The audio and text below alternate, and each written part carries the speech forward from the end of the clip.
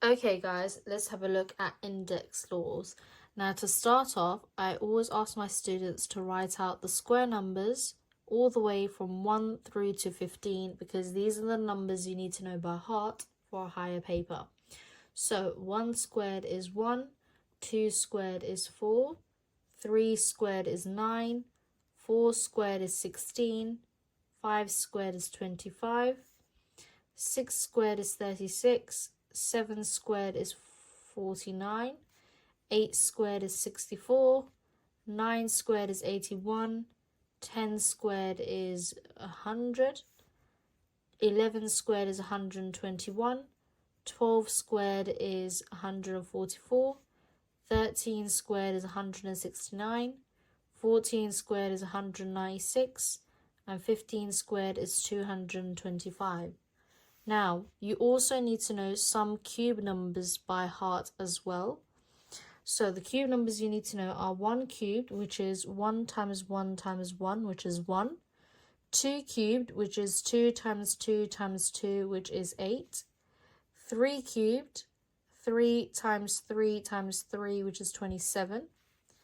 4 cubed, which is 4 times 4 times 4, which is 64. 5 cubed, 5 times 5 times 5, 125.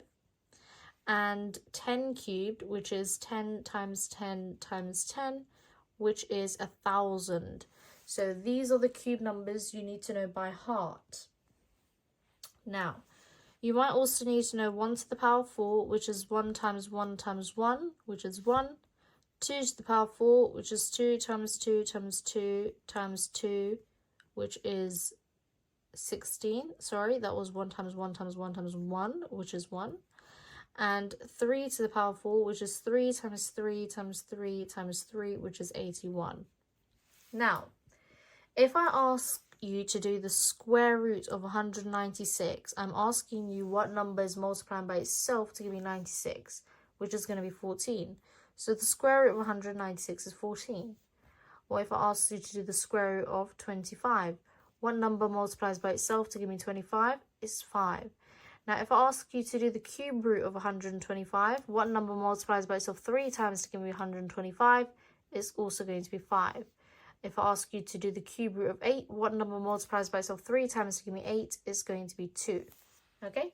So, to start off with index laws, you need to know your square numbers and these cube numbers by heart for your exam questions, okay? So when we need to know them, we'll come back and look at our notes. If you don't know them by heart yet, you can come back and look at your notes to help you answer the questions. So the first 4 rules we are going to do. So let's write this out. When your big number is multiplied, your indices add.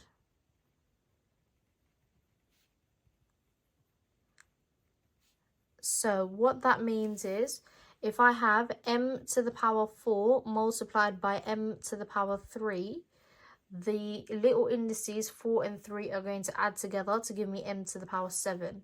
If I have m to the power 10 multiplied by m to the power 2, these little indices are going to add together. 10 add 2 is 12, so m to the power 12. Next law, when your big number is divided,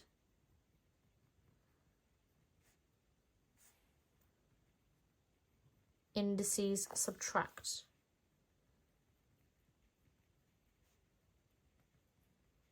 So if I have m to the power 7 divided by m to the power 2, these little numbers subtract, so 7 take away 2 is 5, so this gives me m to the power 5.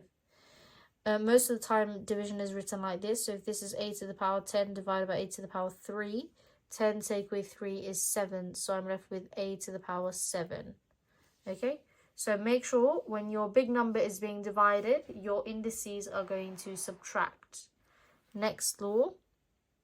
Now this one is when indices are outside the bracket, they multiply. That's the first thing. And the second thing is they multiply to everything inside the bracket.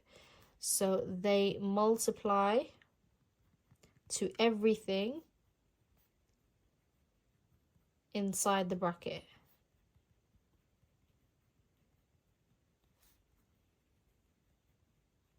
Okay, so for example, if I have a to the power 3, b to the power 2, and a 3 on the outside, then 3 times 3 is 9, so this is a9, and 2 times 3 is 6, so b6.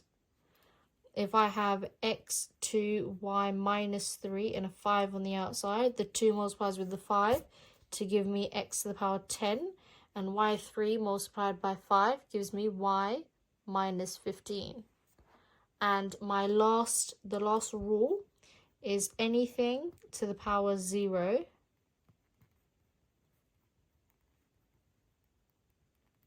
is equal to 1. Anything to the power 0 equals to 1. 3 to the power 0, 1. Square root 8 to the power 0, 1. Anything to the power 0 is equal to 1. So these are the first few rules. When your big number is multiplied, your indices add. When your big number is divided, indices subtract. When indices are outside the bracket, they multiply to everything inside the bracket. And anything to the power 0 is equal to 1. Okay, moving on. Now, let's have a go at some practice questions. I'll write them out. Let's have a go at them once I've written them out and pause the video. So x to the power 10 times x to the power 2. A to the power 6 divided by a to the power 4. P16 divided by P7. M6 Y2 bracket 2 and 300 to the power 0. B19 divided by B11. X7 times X8. A3 B2 2. M13 divided by M10. And x3 to the power 0. Okay, let's have a go at these questions.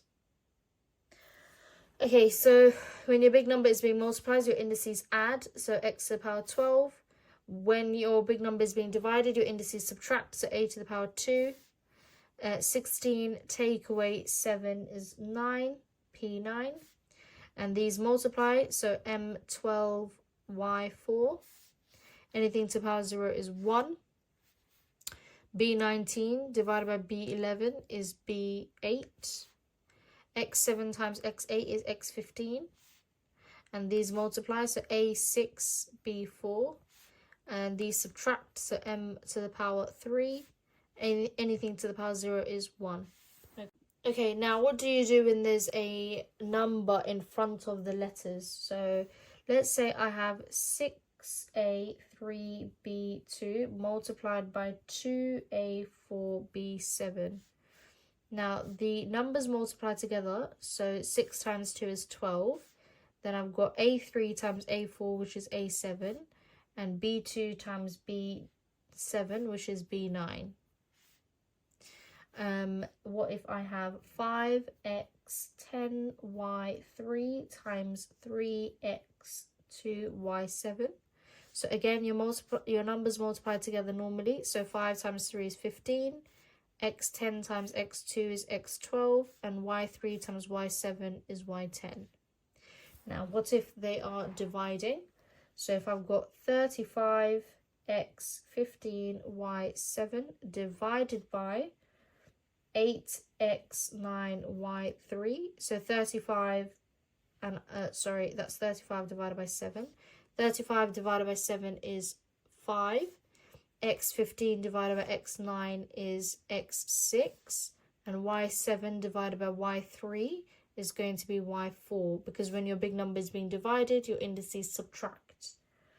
Another example is 32A7B6 divided by 8A4B4. And 32 divided by 8 is 4. A7 divided by A4 is A3. And B6 divided by B4 is B2. Okay, so as your big number is being divided, your indices subtract. Now, if I have 5a3 to the power 3, now when the indice outside the bracket is being multiplied with the indice inside the bracket, it applies to everything, including the 5. So it becomes 5 to the power 3 and a to the power 9. But you have to simplify this because 5 to the power 3 is 5 times 5 times 5, which is 125a to the power 9. Another example is 4x2 to the power 3. So this power 3 applies to the 4 and the x. So it's 4 to the power 3 and x to the power 6. And you have to simplify 4 to the power 3, which is 4 times 4 times 4, which is 64x to the power 6. Okay? Two more things I want to show you. What if you have a question like this? 3 to the power 2 times 3 to the power 5 divided by 3 to the power 4. And you have to give your answer in the value of your answer. So your indices, they multiply together, they add together when your big number is being multiplied. So this becomes 3 to the power 7 divided by 3 to the power 4. And then 7 take away 4 is 3. So this becomes 3 to the power 3. And 3 to the power 3 is 3 times 3 times 3, which is 27. Okay? And last thing was if I had x to the 3, y2 to the power 0. Again, anything to the power 0 is 1, and that's going to be your answer. Okay, so I'm going to write out some practice questions, and I would like you to have a go at them. So let's get started on these questions. 3a6y4, and outside the brackets you got to the power 3. 25x12y6, and then you've got 5x7y2. 5x squared times 2x to the power 4. 2 to the power 6 times 2 to the power 5 divided by 2 to the power 7. Write out the value. 3x squared times 4x to the power 7. 28a15b16 divided by 4a7b8. 6x4y3 to the power 2. And 15x cubed y squared to the power 2. Okay, have a go at these questions and unpause the video once you're done. Okay, so 3 cubed is 27, a to the power 18, y to the power 12. 25 divided by 5 is 5, x to the power 5, y to the power 4. 5 times 2 is 10, x to the power 6. 15 squared is 225, x to the power 6, y to the power 4. 2 to the power 6 times 2 to the power 5 is 2 to the power 11 divided by 2 to the power 7. 11 take away 7 is 4. 2 to the power 4, which is 16. 3 times 4 is 12. X to the power 9. 28 divided by 4 is 7. A to the power 8 and b to the power 8. 6 squared is 36. X to the power 8, y to the power 6. And those are your answers. Okay, moving on. Now we are going to have a look at negative indices. Okay? So let's write down the subheading, negative index. Okay.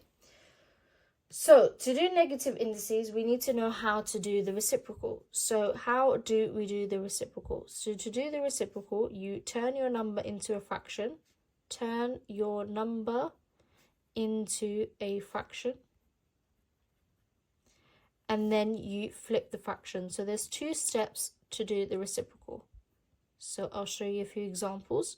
Let's say you have the number 3. Now, I turn 3 into a fraction by doing 3 over 1, and then I flip it, giving me 1/3. So the reciprocal of 3 is 1/3. Now, if the number is already a fraction, then you just flip it. So if it was 2/3, then you just flip it and you get 3 over 2. Okay, another example is 8. 8 as a fraction is 8 over 1, and then I flip it giving me 1/8. So the reciprocal of 8 is 1/8. Okay? Now, why do we do the reciprocal? The reason we do a reciprocal is to get rid of a fraction, to get rid of a negative indice,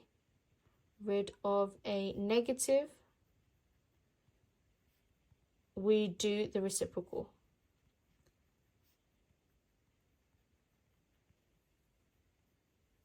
Okay? So, if I have 3 to the power minus 1, to get rid of the minus, I do the reciprocal of 3, which is 1/3. If I have 8 to the power minus 1, to get rid of the minus, I do the reciprocal of 8, which is 1/8. However, the reciprocal only gets rid of the minus, so it doesn't get rid of anything else. So if I have 3 to the power minus 2, the reciprocal only gets rid of the minus, so it becomes 1/3, and the power 2 is still there. So 3 times 3 is 9, and that will be 1/9. And 3 to the power minus 3, to get rid of the minus, I do 1/3, but the power 3 is still there. 3 to the power 3 is 27, so I'm left with 1/27. Another example is 8 to the power minus 2. To get rid of the minus, I do 1/8, but the power 2 is still there. 8 squared is 64, so this is 1/64. And what if I had 15 to the power minus 2? To get rid of the minus, I do 1/15. The power 2 is still there, so that becomes 1/225. Now, if it is a fraction, so 3/4 to the power minus 1, you just flip the fraction to get rid of the reciprocal, which is going to be 4/3. Okay, and last one, if I have 2/3 to the power minus 1, I'm left with 3/2. Because to do the reciprocal of a fraction, you just flip the fraction. Okay? Okay, so these are the examples of how to do a reciprocal. I will give you a few questions. Okay, so I'm going to write out some questions for you guys to have a go at. 6 to the power minus 2. 8 to the power minus 2, 4 to the power minus 3, 10 to the power minus 3, 14 to the power minus 2, 5 to the power minus 3. Okay, let's have a go at these questions, please. Okay, so this is 1/6 squared, which is 1/36. This is 1/8 squared, which is 1/64. This is 1/4 cubed, which is 1/64. 1/10 cubed, which is 1/1000. 1/14 squared, which is 1/196. And 1/5 cubed, which is 1/125. And that's going to be your answers. Okay, so we've had a look at negative indices. Now let's have a look at fractional indices. Okay, so next heading, fractional indices. Okay, so if I have, for example, 2 bullet points, which is going to be root by denominator and power by numerator. The denominator is the bottom number of the fraction and numerator is the top number of the fraction. So if I have 100 to the power of a half, because there's a 2 at the bottom, I'm going to square root. So I square root 100 and I get 10. If I have 27 to the power a third, because there's a 3 at the bottom, I cube root 27 and I get 3. So if denominator is 2, square root. And if denominator is 3,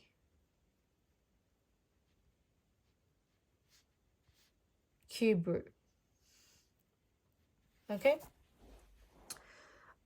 Obviously, if the denominator is 4, 5, you can root by those numbers as well. But these are the ones you'll get on a non-calculator. So a few more examples. If I have 49 to the power a half, I square root 49 and I get 7. If I have 125 to the power a third, I cube root 125 and I get 5. Okay? Okay, let's write out some examples and have a go at them.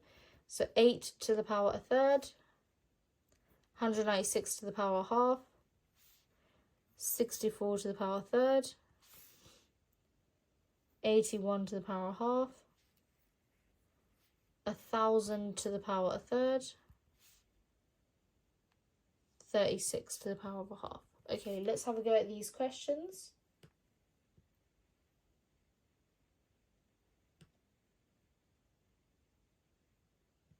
Okay, so to get rid of a 3 at the bottom, I cube root 8 and I get 2. To get rid of 2 at the bottom, I square root 81, I get 9. I square root 196, 14. I cube root 1,000, I get 10. I cube root 64, I get 4. I square root 36, I get 6. Okay, moving on. What if I now have a minus and a fraction? So what if it was negative plus fraction? Okay, so what if I had 100 to the power minus a half? Well, then I get rid of the minus first. And to get rid of the minus, I do the reciprocal. But remember, the reciprocal only gets rid of the minus. So that becomes 1 over 100 to the power of a half. And then to get rid of the half, I square root. So 1 over the square root of 100, which is 1 over 10. What about 27 to the power minus a third? Same thing. I get rid of the negative by doing the reciprocal, which is 1 over 27 to the power of a third. And then I do the cube root of 27, which is going to be 1 over 3. Okay? Okay, based on this, let's have a go at a few examples. So 81 to the power minus a half. 36 to the power minus a half.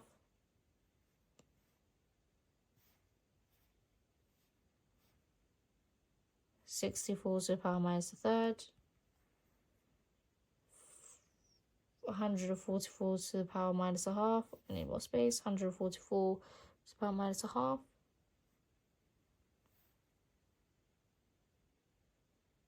25 to the power minus a half. And 1,000 to the power minus a third. Okay.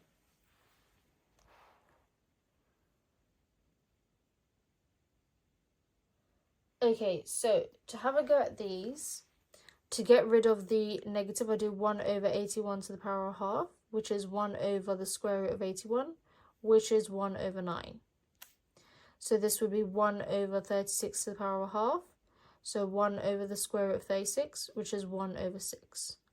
So this would be 1 over 64 to the power of a third, which is 1 over the cube root of 64, which is 1 over 4.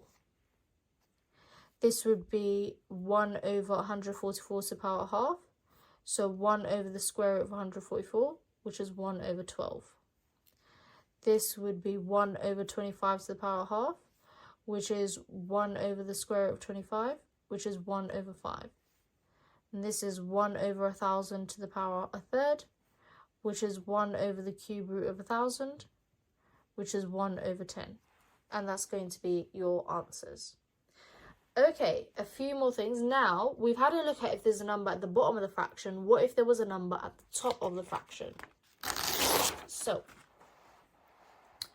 what would I do if I had 100 to the power 3 over 2? Now, first I get rid of the bottom of the fraction. So if there's a 2 at the bottom, I square root. So I square root 100, and then I close my brackets, and then I put the 3 at the outside. So that's 10 to the power 3, which is 1,000. Okay?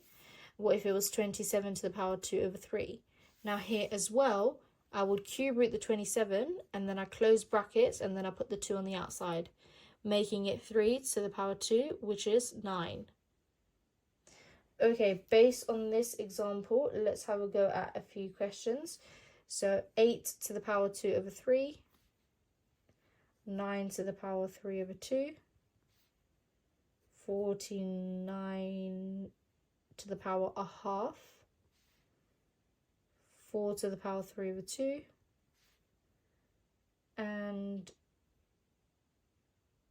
16 to the power 3 over 2. Okay, pause the video, have a go at these questions. Okay, there's a 3 at the bottom, so I'm going to cube root the 8, close the bracket, and I'm going to square it. So that's 2 squared, which is 4. There's a 2 at the bottom, I square root the 9, then cube it, giving me 3 cubed, which is 27. I square root the 49, and I get 7.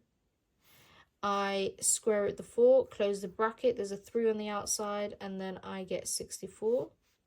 I square root the 16, close the brackets, put the 3 on the outside, that's 4 cubed. That's 64. Sorry, the square root of 4 is 2. I get 2 cubed, which is 8. Sorry about that, mind blank. Okay, next question. Now, what if it was a negative and there's a number at the top and the bottom? So if I had, for example, 100 to the power minus 3 over 2. Now, I'm going to show you both ways. It's up to you. You can get rid of the minus first. You can get rid of the 2 first. If I got rid of the minus first, it will be 1 over 100 to the power 3 over 2, which is 1 over the square root of 100 bracket cubed, which is 1 over 10 cubed, which is 1 over 1,000. Now, I don't prefer this method because you get into a fraction straight away. So I'll show you the other method, which is 100 to the power minus 3 over 2, which is getting rid of the 2 first. So to get rid of the 2 first, I square root 100, and then I put minus 3 on the outside. Okay, which is 10 to the power minus 3, which is 1 over 10 cubed, which is 1 over 1,000. So you can see that the last 2 steps are the same, but I think that it's a little bit easier. That's my personal preference. A lot of people prefer to get rid of the minus first, otherwise they'll forget to get rid of the minus. So that's completely up to you. So another example, 27 to the power minus 2 over 3. I would get rid of the 3 first. So I cube root 27, and then in brackets minus 2. So 3 to the power minus 2, which is 1 over 3 squared, which is 1 over 9. Okay, I'm going to write down a few questions for you to have a go at. So 16 to the power minus 3 over 2. 64 to the power minus 2 over 3. 1,000 to the power minus 2 over 3. And last one, 9 to the power minus 3 over 2. Okay, pause the video, have a go at these 4 questions. Okay, so here I'll get rid of the 2 so that I square root 16 to the power minus 3. So that's 4 to the power minus 3, which is 1 over 4 cubed, which is 1 over 64. Here I have cube root of 64 to the power minus 2, which is 4 to the power minus 2, which is 1 over 4 squared, which is 1 over 16. Try not to skip any steps, even if you know exactly what to do. The reason being is that if you get a mistake, you make a mistake when you rush it. You will always make a mistake when you rush it. So please write all your working. You'll get marks for working as well. So you cube root 1,000, brackets minus 2, which is 10 to the power minus 2, which is 1 over 10 squared, which is 1 over 100. I square root 9, bracket, and then I bracket minus 3, which is 3 to the power minus 3, which is 1 over 3 cubed, which is 1 over 27. And that's it. Okay, that's it for index laws. So we had a look at negative ones, we had a look at fractional ones, and we had a look at a few rules like what to do when your big number is being multiplied, divided, or if you have brackets. Thank you so much for watching this video. Don't forget to like, subscribe, and comment down below what you'd like to see next. Thank you.